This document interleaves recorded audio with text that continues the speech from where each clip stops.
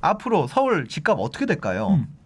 서울 집값이라고 네. 말하면 서울 뭐 지역마다 부동산은 너무 다르니까 일단 서울에 사시는 분들이 이 청취자분들이라 그래야 되나요? 구독자분들이라 그래야 될까요? 서울 비율이 가장 높거든요. 네. 어쩔 수 없이 네. 표본이 대한민국이니까 네.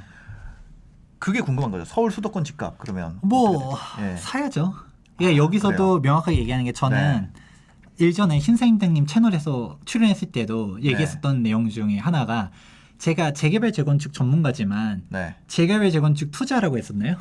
그런 얘기는 안 했죠. 그렇죠. 네. 일단 가장 핵심은 재개발 재건축은 일단 어려운 시장인 게 맞아요. 네. 아파트보다 어려워요. 네. 그렇다 보니까 일단 아파트 먼저 하고 그 다음에 내가 이 아파트 공부가 끝나면 그 다음에 이제 재개발 재건축을 주목하라라고 네, 하거든요. 네. 뭐 이게 어떻게 되냐면 깨알 홍보가 될 수도 있는데 제가 지금 클래스 101에서 네.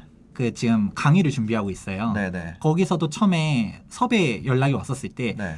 재개발 재건축 강의를 해주세요라고만 시작을 했는데 네. 지금 아파트 강의를 준비하고 있거든요. 어. 왜냐하면 재개발 재건축은 그 이후 스텝인 거지. 일단 네. 내가 입지를 볼 수 있어야지 보는 게 먼저 출발점이라는 거죠. 그래서 네. 그때 신사임당님이랑도 했었던 게 네. 내가 먼저 고래 사냥터 갈 게 아니라 네, 네. 초보자 사냥터에서 일단은 경험치를 레벨업을 한 다음에 넘어가야 네. 된다는 얘기를 했었던 네, 거잖아요. 네, 네, 네. 그런 것처럼 일단 아파트 그리고 오늘 영상도 쭉 시청해 보신 분들은 알 수 있는 게 결국 우리가 원하는 주택 형태가 아파트라는 거를 전제로 깔고 가면 네. 그럼 이제 여기서 나오는 거예요. 내가 빌라를 살 것이냐 아파트를 살 것이냐 했을 때 일단 아파트라고 하면 네. 그냥 사야 되는 거죠. 지금도. 특히 서울 같은 경우는 더더욱 주택이 순증이 될 수가 없는 구조다 보니까 네. 그러면 더더욱 또 인구 감소까지 고민하면 고민할수록 더더욱 서울. 왜냐? 진짜 이제 지방 소멸이 본격화돼서 네. 어지간한 중소도시도 위협받을 정도까지 돼버렸다라고 하면 인프라가 무너지면 무너질수록 중심지만 살아남아요. 6월 1일에 음. 6월 1일이 기점이 된다 이런 얘기가 네. 많이 있어요. 맞아요. 지금 5월 11일인데 이 방송이 나가는 날이 네. 6월 1일이 뭐 어떤 기점이 되길래 그런 게 얘기가 있는 건가요? 모든 세금들이 빵빵 터지는 기점이 6월 1일이죠. 모든 세금이 네, 일단은 대표적으로 양도소득세가 네. 기존의 다주택자라고 하는 조정대상 지역 내 네. 2주택자는 10% 중과, 네. 3주택자 이상은 20% 중과인데 네. 6월 1일 이후로 처분하게 되면 20%, 30% 중과세율로 바뀌게 되고요. 지금 원래 20% 중과였는데 30% 중과로 바뀐다는 거예요. 10%씩 다 늘어나게 네네네네. 되고요. 그리고 가장 큰 거는 일단은 종부세, 네. 재산세 종부세, 즉 보유세에 대한 과세 기준이 6월 1일이에요. 네.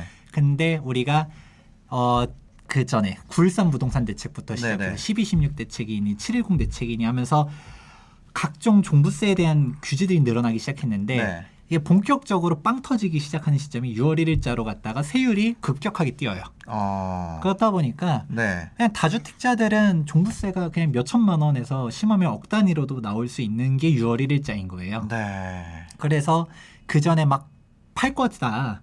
그래서 뭐 어디 뭐 폭락론자 유튜브들 네. 보다 네. 보면 떨어진다. 6월 1일 전에 뭐 금매물 다 속출한다 얘기했었는데 네. 지금 뭐 우리가 좀 괜찮은 단지 서울에서 네. 한번 부동산 직접 찾아가 보세요. 뭐 네. 금매물 많아요. 지금 뭐 없죠. 살펴보세요. 네.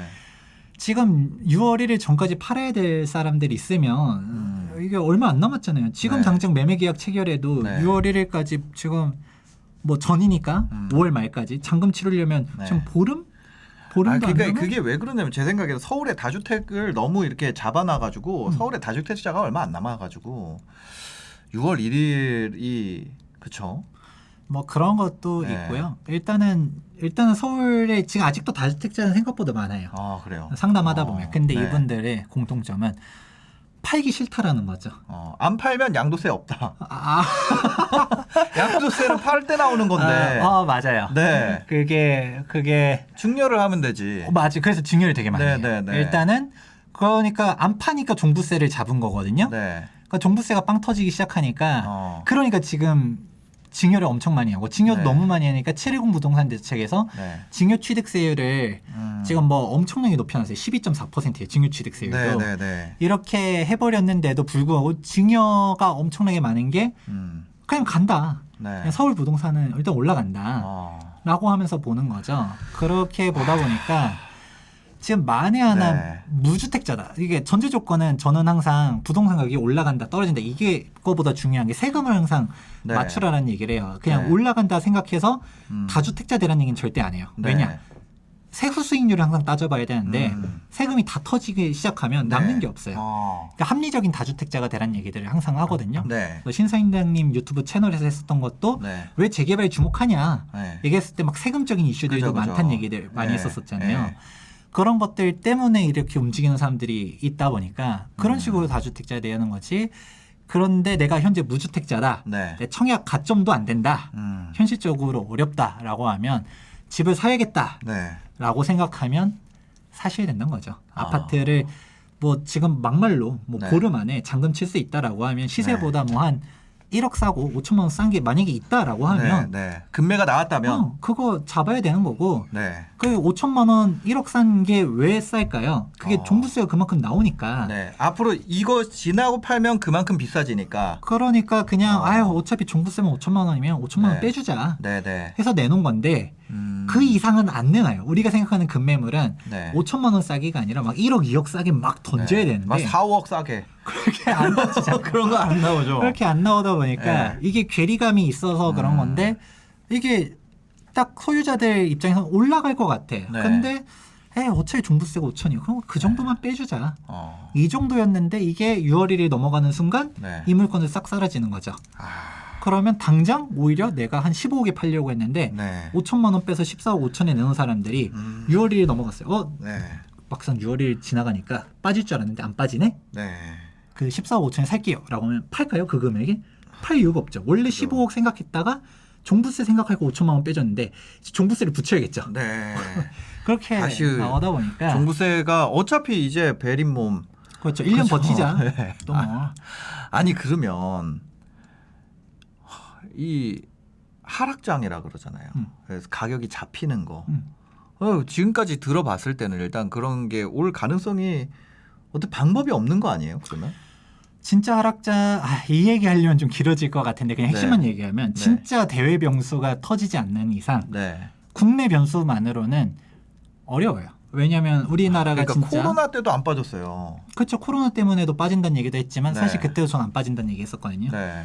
우리가 딱 이것만 생각하면 좋을 것 같아요. 네. 진짜 우리나라 부동산 가격이 빠졌었던 때가 대표적인 게 두 가지가 있죠. 네. IMF 때 그리고 2008년 서프라임 모기지 사태 때. 네. IMF 때는 이제 97년도였죠. 그때도 동아시아 외환위기 네. 오면서 그게 터진 거였었고 네. 국내 변수가 아니었었던 거예요. 그러고 뭐 2008년도는 다들 아시다시피 그렇죠. 미국발 미국이었고. 네. 그거였다 보니까 그러면 그 정도의 이벤트 진짜 뭐 미중 무역 전쟁이 터져서 맨날 네. 말하는 것처럼 네. 이게 막 경제가 또 한 번의 공황이 오고 막 그 정도의 충격이 오지 않는 이상 안 온다라는 건데 그러면 항상 떨어진다라고 말하는 사람들은 네. 그거에 대한 대비는 하고 있냐? 라는 얘기를 항상 하고 있어요. 뭐에 대한 대비요? 내가 진짜 그 정도의 충격이 올 거라고 자신하고 있으면 네. 그럼 그거에 맞게 투자는 하고 있냐? 내 포트폴리오를 그게 그렇게 세계국급의 금융위기가 오면 원화 가치는 안전할까요? 떨어지겠죠. 근데 돈만 가지고 있으면 괜찮을까요? 그러면 내가 그럼 달러 투자를 하고 있나? 네. 엔화 가격이 왜 올라갈까요? 그게 네. 엔화도 우리가 아베노믹스 3배의 화살 하면서 네. 얘기 나왔던 것도 엔화도 무지막지하게 푸는데도 불구하고 엔화 가치가 안 떨어져요. 네. 왜냐? 사람들이 달러보다도 딴 거 찾으려 했을 때 안전자산이 그나마 엔화로 보니까 네네. 그런 식으로 가는 것처럼 가는 게 있기 때문에 그러면 우리가 환율 투자? 근데 환율은 사실 일반적인 사람들이 영역을 할 수 있는 게 아니거든요. 네, 그죠, 그죠. 그런데 아무것도 안 하면서 하소연만 하는 사람들이 되게 많아요. 그러면 진짜 그렇게 무너질 거라고 확신하고 있으면 네. 뭘 대비하고 있냐? 그 진짜 그런 금융위기가 또 온다라고 하면 네. 먼저 빠지는 사실 부동산이 아니라 주식이 먼저 빠지고 네. 오히려 부동산은 생각보다 방어력이 되게 높아요. 그리고 결국 무주택자라고 하면 집 한 채는 네. 있어야 내가 일단 거주는 할 거 아니에요. 네. 그런 식으로 보면 사실 무주택자들은 그냥 집 사는 거를 너무 두려워하지 마라. 오히려 포트폴리오 차원에서도 네. 집 한 채 있는 거는 괜찮다는 얘기를 많이 합니다.